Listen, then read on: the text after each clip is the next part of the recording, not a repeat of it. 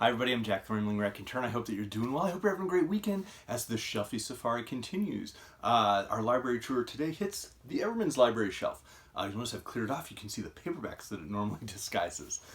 These aren't all of our Everyman's library classics. We do have a couple here, a couple over there. We have a shelf in the dining room with more, as we do with the Penguin Classics Deluxe editions, but these are most of them. And many great editions, great books. I really enjoy these. But I want to start with a quick little detail on the color code. So as with the Penguin Classics old school editions where they have the little color bar on the top of the spine, purple, yellow, red, and green, and that indicated the language the work was originally published in, the Everyman's library uses a color code on the cloth binding to identify the time period from human literature that the work is from. And so the dark maroon is going to be the 19th century, but it's more later 19th century, like the Victorian era, and any works around the world from that time. So Dostoevsky would be, or Tolstoy will be in the maroon. Red and blue is kind of comical because blue is the 20th century classics and red are the contemporary classics. And that's kind of a fuzzy line, if you can imagine, because Madox Ford is a 20th century classic and Thomas Mann is a contemporary classic. Some of you who know your sort of like literary chronology can wonder about that. Okay. There's also this great mauve color for the ancient classics. This is Virgil's Aeneid. And there's green, a dark green, a beautiful dark green. These are Romantic era works and like the 18th century. And there's gray. Gray is more Renaissance and almost like medieval era as well. So gray. And there is, I don't have any editions of the poetry, but the poetry is a tan color. And then there's this cool yellow-green. I've only ever seen that on the Everyman's Library copy of the Quran. But there's a really cool yellow-green color as well. But let's jump into the actual books. This is the Aeneid. I usually keep on the other shelf, but I wanted to show the color. This is the Fitzgerald translation of the Aeneid. It's very fine. It's the translation of the translations I've read, it's the one I've enjoyed the most. I have not read either Stanley Lombardo's translation nor Robert Fagel's translation. Parade's End by Madox Ford. This is a massive work. It's a tetralogy comprising these four books that follow the lives, for the most part, Christopher Tietjens, who's a sort of an Edwardian gentleman. He's a statistician. And his marriage is a disaster, but he's slowly falling in love with a woman who's a suffragette. And it really follows their parallel experiences, but primarily focuses on Tietjens and his experiences through World War I and what that involves, the horrors that involves. This is Madox Ford's best work by far. Thomas Mann, this is Joseph and His Brothers. I read 3 of these books last March. Yeah. And I've started Joseph the Provider. I just need to be in the right mindset for it. I really think this is a great book. I'm in a minority on that. But it might be my favorite of Mann's works. And it is Mann's version of to a certain extent, the story of Genesis, but primarily the stories of Jacob and then Joseph in sort of the second half of Genesis. And it brings in chapters from the Quran on Joseph. It brings in a lot of ideas around Bronze Age history, ancient Egypt myth, so it's fascinating. This is Robert Louis Stevenson, The Master of Ballantrae, which is a really strong book. If all you've ever read from Robert Louis Stevenson are sort of like Treasure Island, Kidnapped, Strange Case of Dr. Jekyll and Mr. Hyde, The Master of Ballantrae is a very good book. This also includes the unfinished novel, The Weir of Hermiston, which starts amazingly well. I've read the fragment. It's a pretty long fragment, and I enjoyed it. I have all but one of the Jane Austen novels. So, Northanger Abbey, if you're in for some gothic. Pride and Prejudice, which is a delight. Sense and Sensibility. You'll notice it's the same picture on all of them. Mansfield Park, which I've been reading. And Persuasion. You'll notice the one that I'm missing is Emma. There is also There's a published copy of Sanditon, and I believe her Austen's other like stories that have been published. But I don't have that one. These are Chekhov's longer stories. These are the complete short novels. So The Duel is in here. What else? The Step, that's the one I've read. I have not read Story of an Unknown Man, 3 Years or My Life. I don't find these nearly as strong as Chekhov's short stories, just to be perfectly honest. This is the Pyotr Volkanovsky translation. I was almost completely disinterested in The Duel. And I love Chekhov's stories. I think his plays are really fascinating. But the longer novels I just don't find, I don't find the same, I don't know, level of like urgency and interest maintained throughout them. Here we have Richard Yates. This includes 3 of his books. So 2 novels, Revolutionary Road and The Easter Parade. I think Revolutionary Road, there was an adaptation maybe 10 years ago, 12 years ago, that probably brought it back into consciousness. There's also a Vintage Contemporaries, this line right here, editions of both of those books. And then 11 Kinds of Loneliness, which are short stories. This is with the dust jackets, when they can, they put pictures of the writer on there. Revolutionary Road's a very strong book. It shows a couple, I believe in the 1950s, and it just shows, you know, if you enjoyed Mad Men or The Man in the Gray Flannel Suit, Death of a Salesman, any of those works that sort of examine the corruption, the corrupt side, the way people corrupt themselves and are corrupted by greed and like social systems to compromise things, compromise their health, compromise their lives, compromise their ambitions, and the unhappiness that unfolds from it. I haven't read The Easter Parade, but within 11 Kinds of Loneliness, the stories are strong. There's not the same focused like tragedy and intensity that I found in Revolutionary Road, but that's a very, very good book. All right, we have EM Forster's A Passage to India. I haven't read this one yet. And this guy, I found this used for an obscene price. John Updike, the Rabbit Angstrom novels. Rabbit's the worst. So, that's all I'll say. Run from Rabbit Run. Dostoevsky, The Idiot. This is, again, the Pyotr Volkanovsky translation. This, as I mentioned, is in the maroon color, so late 19th century. This is an interesting work. So with The Idiot, my personal experience with it was reading it about a year after I became a parent. So there was a lot of stress involved that year. And reading The Idiot probably wasn't the best like mindset to be in to read this work by Dostoevsky. It didn't strike me the same way that Brothers Karamazov, Demons, Crime and Punishment, Notes from Underground, the way each of those hit me, The Idiot didn't have that effect on me. I'm definitely going to reread it because it's a book that I have multiple friends, like I need at least 2 hands to count, multiple friends from college or colleagues from different schools I've worked at who The Idiot is sort of their favorite novel by Dostoevsky. It's the one that they really get into, the one that they really love. And like one thing I've noticed about those readers is all of them are fairly like religious individuals. And so am I. And so I'm wondering if maybe there's something in The Idiot that if I reread it and paid attention to it, I would enjoy more. But as it is, I would say that of Dostoevsky's major works, The Idiot is probably the one I've enjoyed the least. But we'll talk about another one shortly. Up here we've got the Radetzky March from Joseph Roth. This book's amazing.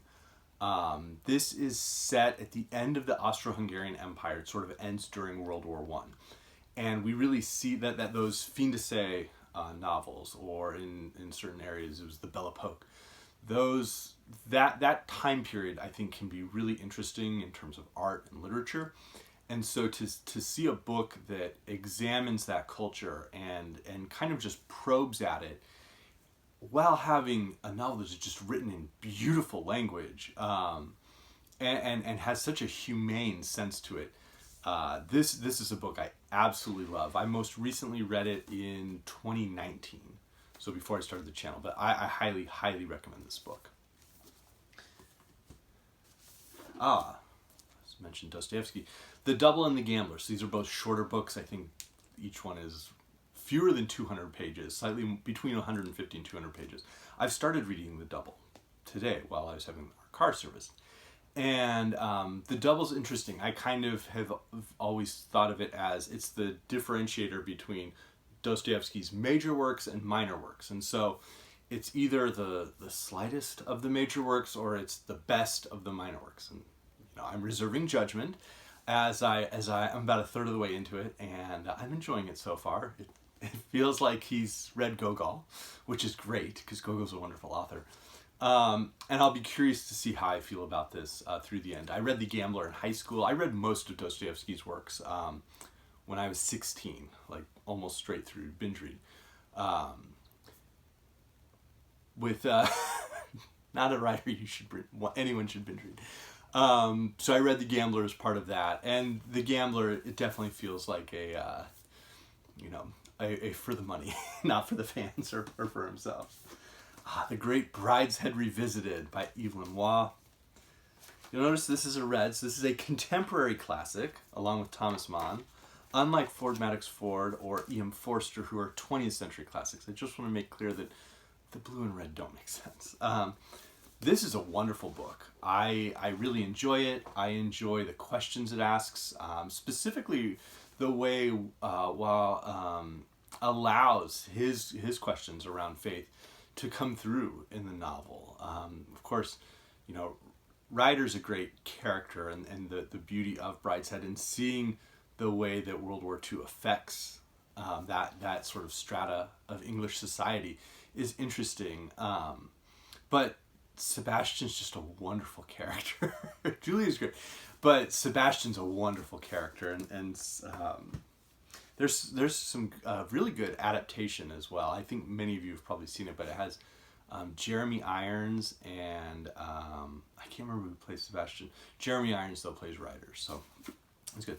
D.H. Lawrence, The Rainbow is 20th century classic. I think my favorite novel from D.H. Lawrence is Women in Love. I really like that one. The Rainbow is sort of the Women in Love is sort of a sequel to The Rainbow. It continues and focuses in on the last generation of the Brangwyn family. But Lawrence, when he's bad, he's really, really bad. But when he's good, I think he's really, really good. One of my all-time favorite books. A book, I'm pretty sure I got this with a coupon back when Borders was around. And it was one of those 40% off coupons. And I bought this. This is We Tell Ourselves Stories in Order to Live. It's the collected nonfiction of Joan Didion. And every book in here is amazing. When I was, about a year and a half ago, I was talking about sort of my favorite nonfiction books. And I wanted to include a work from her. And it's hard to pick just one. I think The White Album is just narrowly more enjoyable than Slouching Towards Bethlehem. But Salvador's amazing, the way it examines what was happening there. Miami's amazing. After Henry, and Where I Was From, the most recent one that had been published in here, there's an elegy and a poignance to Didion's later nonfiction, just dealing with what was happening in her own life and in her family. But those two early works, Slouching Towards Bethlehem and The White Album, I love those essays. They're good. An incredible writer. This is Howard's End from EM Forster. I enjoy the book. This might be one of those rare examples of where I really enjoy, though, the film, the Merchant Ivory production with Emma Thompson, Anthony Hopkins, of course, Helena Bonham Carter, and Vanessa Redgrave is in it as well early on. But this is kind of a great book. I would say this is a great book to pair with the Radetzky March. They each show sort of the end of a period of history and of society, but they're different societies, of course, and they have such different tones in the way they examine that, and the way they examine the relationships that can exist and could exist and that sort of weren't supposed to exist between men and women, between classes, and the ways in which violence occurs in each of the two books, I think is interesting. So Howard's End, though, is a great book. This is one that was a gift from my wife, Gabriel Garcia Marquez, 100 Years of Solitude. This is one of her all-time favorite novels, so I have a little Everyman's edition for her. And then the Cairo Trilogy from Naguib Mahfouz. He's a great Egyptian writer.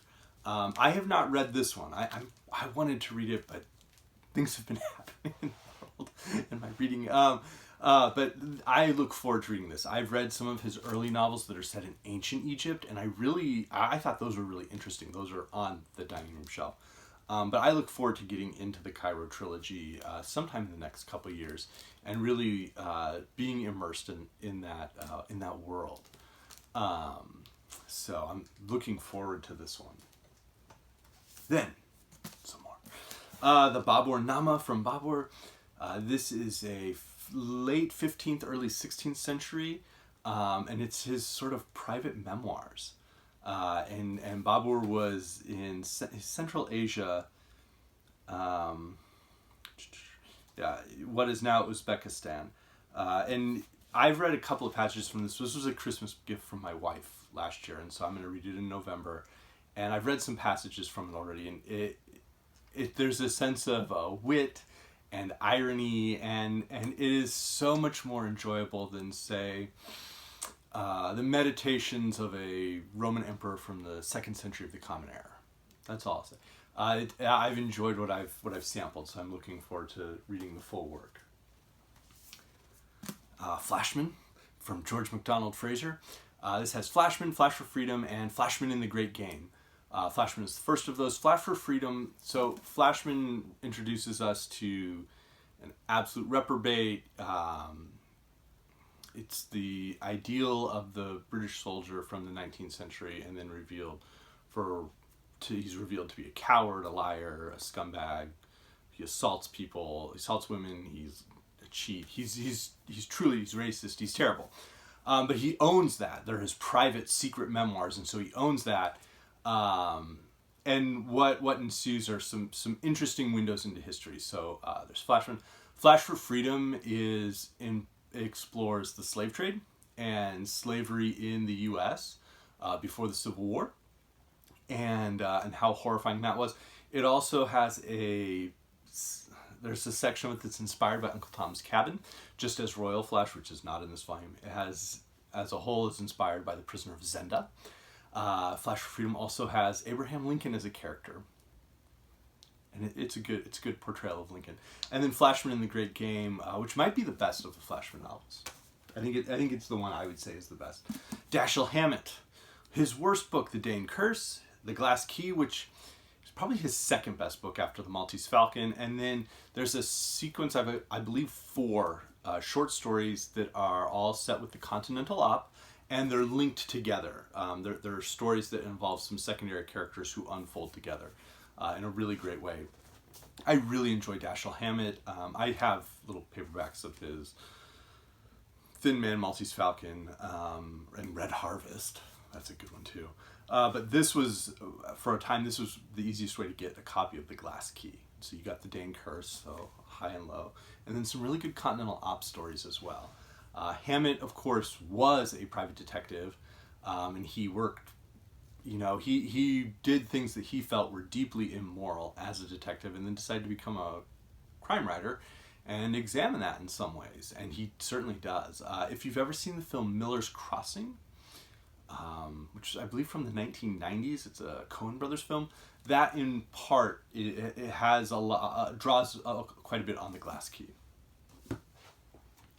The great Irene Nemirovsky, sort of posthumously rediscovered with Sweet Française. And these are a series of her shorter books. So I read Snow and Autumn in January. I'll probably be reading The Kurloff Affair sometime in the next year. This also has David Golder and The Ball. These are great stories, though. Nemirovsky was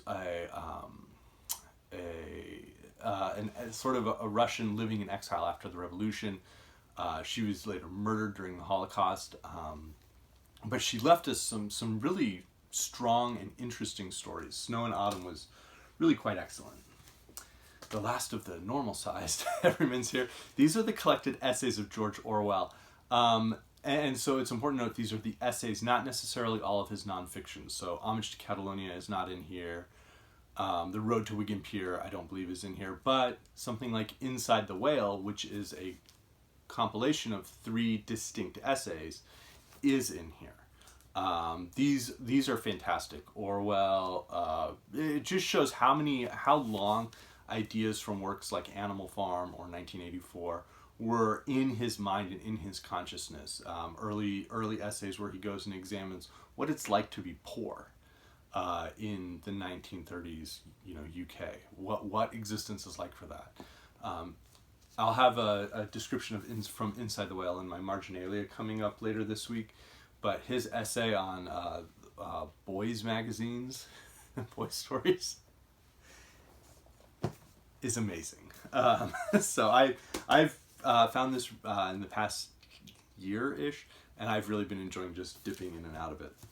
So the last one I have are some of the Everyman's pocket classics. So these are short story collections, love stories, ghost stories, and bedtime stories. Now you'll notice these are kind of nifty because they have different colored spines. So this one's really quite beautiful. The bedtime stories was the first one of these I found. It has a number of really great stories. It's a great cover, first of all, and the back is showing beds. But within this anthology, I believe Una from the Codex Cantina has this one too. This has a story from A.S. Byatt. It has Young Goodman Brown. It has a story from Neil Gaiman and Ursula K. Le Guin, Isaac Dinesen. The Bottle Imp from Robert Louis Stevenson. William Maxwell, Nabokov, Maupassant, Lord Dunsany, Where the Tides Ebb and Flow. Julio Cortázar, The Night Face Up.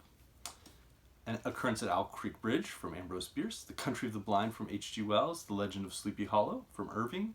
Curious Case of Benjamin Button from Fitzgerald. A Visit from Stephen Milhauser. The Tiger's Bride from Angela Carter. The Dancing Dwarf from Haruki Murakami. This is an absolutely fantastic anthology. I highly recommend it. I would put this probably in my... this could be in my top 10 of short story anthologies that are truly anthologies, like not from one single writer. This is a very strong collection. Highly recommended. Ghost Stories, which has the cat on the cover, and then we've got this bat and castle on the back. And you'd think, like it's kind of a dark gray. Maybe it's from the Renaissance, if we're following that color code. But these stories, again, we have Robert Louis Stevenson with The Body Snatcher. Maupassant's The Orla, or La Orla, which is by far his most terrifying story. Henri James. The Monkey's Paw from W.W. Jacobs. M.R. James. Saki's The Open Window. Catherine Mansfield's Daughters of the Late Colonel. P.G. Wodehouse with Honeysuckle Cottage. L.P. Hartley's W.S. Edith Wharton's The Looking Glass. A lot of people don't realize Edith Wharton wrote a whole bunch of ghost stories. I have the Wordsworth down here. You'll see that on a later shelf. Her stories are amazing. Elizabeth Bowen, The Happy Autumn Fields, probably most famous for was The Last September. Nabokov again, Eudora Welty's Clytie. Jorge Luis Borges with The Circular Ruins. Elizabeth Taylor's Poor Girl. Walter de la Mare with The Quincunx. Penelope Lively with Uninvited Ghosts. Alison Lurie with The Highboy. And Another Fine Mess from Ray Bradbury. So this is, again, a very strong collection. Now, love stories, there are also like stories from the sea, golf stories, dog stories, Rome stories, Paris stories. A warning on like the Rome stories and Paris stories. Some of those aren't short stories. They are passages, ideally self-contained passages, from works set in Rome, or from novels set in Rome or set in Paris. I think there's a distinction. I like short stories and short story anthologies, This one, though, is this really brilliant purple. We have a couple married on the front, pencil drawing on the back.